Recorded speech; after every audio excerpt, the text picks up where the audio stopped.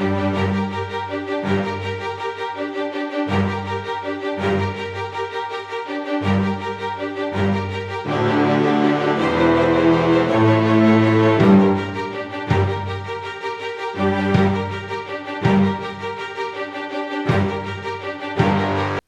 and welcome to chapter 24 of Dracula, and we open with a rare section by Van Helsing. Obviously Stoker doesn't give Van Helsing, he says a lot, he doesn't give him a lot of entries in the novel. Remember, it's an epistolary novel, so it's a collection of documents, but here we have Van Helsing recording on Dr. Seward's phonograph, and they're just talking again about, well, Van Helsing is talking about the danger that Mina is in and then what they're going to be doing.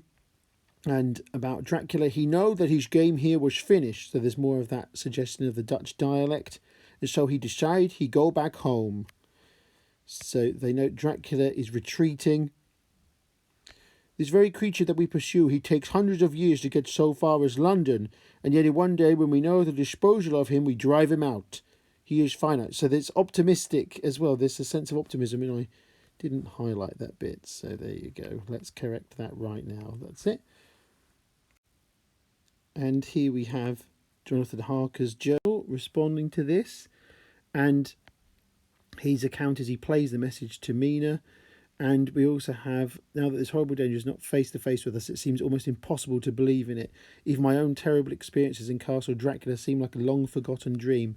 So that's good again for liminal spaces when you're discussing that, crossing boundaries.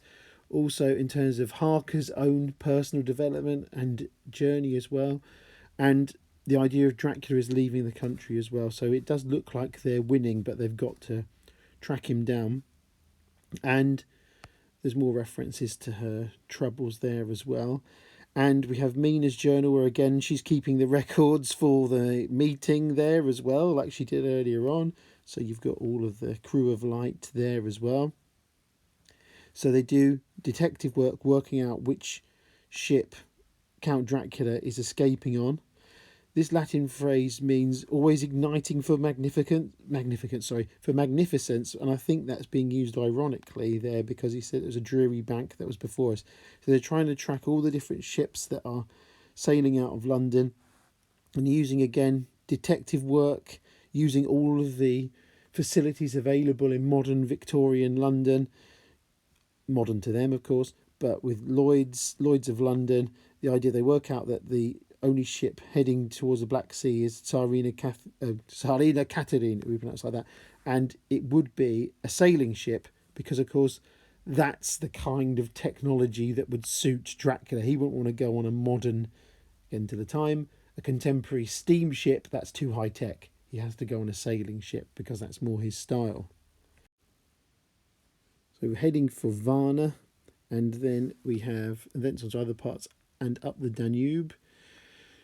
And they track down the Czarina Cateherine because they find a little man in an office, a big man in a little office, I should say. Quincy give him something from his pocket which crackled as he rolled it up. That could be a bribe, it could be some of his tobacco or something. I'm not sure exactly what he means there, but he puts it in a small bag, so it seems to be something's going on there. But again, presumably this is euphemistic for some form of bribery, anyway, from Quincy there. The harbour worker tells them that it's a tall man, thin and pale, with high nose and teeth so white and eyes that seem to be burning. So again, the recurring, very familiar description of Dracula, that he'll be all in black except that he have a hat of straw which suit not him all the time. So this is obviously, it's Van Helsing speaking here, so the dialect is coming through, so non-standard negation there. So that's why I stumbled a bit when I was reading it out. But again, that's Dracula in some kind of weird disguise, wearing a straw hat that doesn't suit the time or whatever he's wearing. Then these dock workers swear a lot, just like they do in modern times. Whereupon the captain tell him that he had better be quick with blood, for that his ship will leave the place of blood before he turn the tide with blood. So that's all a bit weird, but that would count as epistrophe there. Or you could say parallel phrasing, but presumably this is because for the Victorian reader, these rough workers, these dock workers and the captain and everything, they're probably saying bloody we'll get bloody moving and all that. It's probably that bloody, but then of course it's being used ironically because it links to Dracula and obviously blood, but I don't really need to tell you that. I'll let the captain swear again. So the sweary captain keeps doing his thing. So we also have a return of Dracula's weather control powers, and then we've got the mist creeping in and the fog surrounds the ship, so we can see that there. So again, his supernatural powers there with control of the weather, and we have the idea of the full tide. The thin man came out of the gangplank again and asked to see where his box had been stowed. So this is again Dracula preparing his box of earth for transportation, and with much bloom and blood. So again, that's the captain going blooming and bloody, and he's swearing and everything. And he said he wished that he and his box were in hell, but the thin man did not offend. So there's some ironic humour there for the fact that, of course, Dracula wouldn't care and be offended by that, whereas normal people would be of that era. So the fog melts away and it's clear again, then the ship can sail, and off he goes, basically, with the weather at his command. So they know where Dracula is, or have an idea of where Dracula is now, and of course as well because of Mina's hypnotic connection. So there's more a reference to that. There's a good one for crossing boundaries and liminal spaces and hypnotism. We've had that before. And this is about where Dracula's plans had changed because he'd come to Victorian England because there's more people there, and then he can feed upon them. And here Van Helsing speculates about why the undead may even exist, and it's to do with possibly in the part of the world he was living with geological factors, chemical factors in the earth. It could have extended his life, something magnetic or electric, and so electricity and magnetism were still fairly mysterious at the time. They were scientific, but they didn't really know exactly how these things worked. So that's an interesting imagination of where Dracula's powers may have come from. So Stoker here uses an interesting choice from Van Helsing. He's talking to Mina. We have infect you. So obviously connotations of death, and well, not death and disease, well, sorry, just disease, not death and disease, but I suppose it does indirectly, but of disease. And also the idea of they have to then now be as the old Knights of the Cross. So effectively that's evoking the Crusades. So they're on a holy mission, essentially. This is from Van Helsing, as Stoker is attributing that to him as well. But will not the Count take his rebuff wisely, since he is driven from England? Will he not avoid it as a tiger does the village from which he has been hunted? So he actually uses, there's a bit of meta-language here, because the simile is referred to, that's a simile, and then that's meta-language referring to the simile itself. But again, Dracula's connotations of the predator. And then this refers to the past, of how determined he was and what he did in his life. He went back to base when he was kind of beaten back to regroup and replan, and that's what's happening now. So interesting speculation here from Van Helsing, as Stoker's given him, which is the idea of, oh, if such one has come from God and not the devil, forgot the voice, what a force for good might he not be in this old world of ours. But, you know, imagine if there was a good vampire. Like Dracula, he could be a real force for good, but unfortunately he's not. He's from the devil. And I highlighted that just because there seems to be a running theme of mentioning breakfast a lot of the time.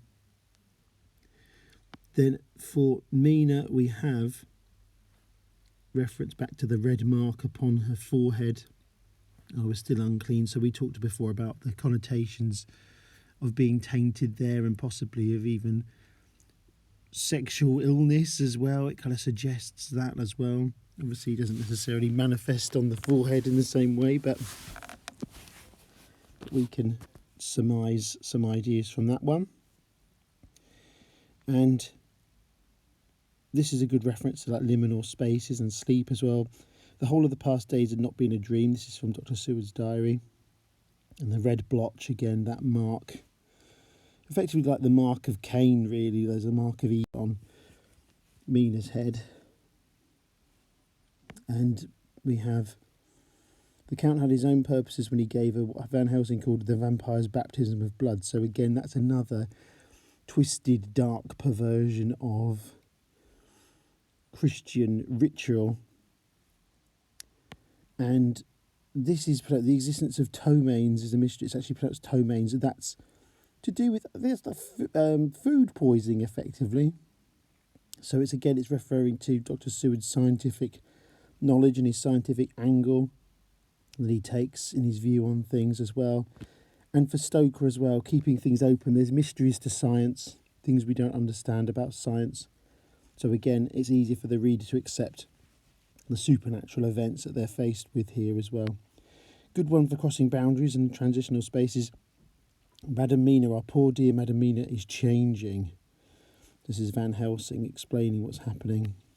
So she's getting dangerously closer to being a vampire. Her teeth are more sharp, and at times her eyes are more hard.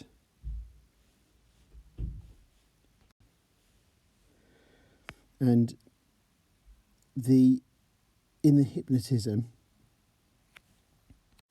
we have Stoker point out through Van Helsing, so we have a bit more suspense here with the fact that it's quite possible where they can track Dracula through Mina, he can also track them through Mina. So there's a two-way communication going on effectively.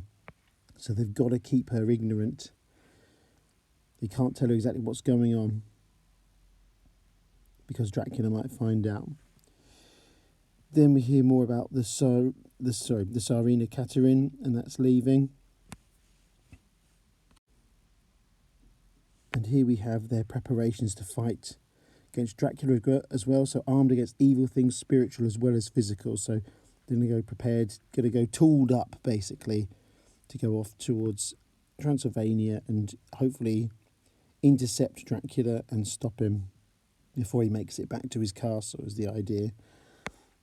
Wolf country, so Quincy Morris has a long experience of hunting, and Winchesters are American rifles that would be high-tech, probably amongst the best, if not the best rifles in the world at the time.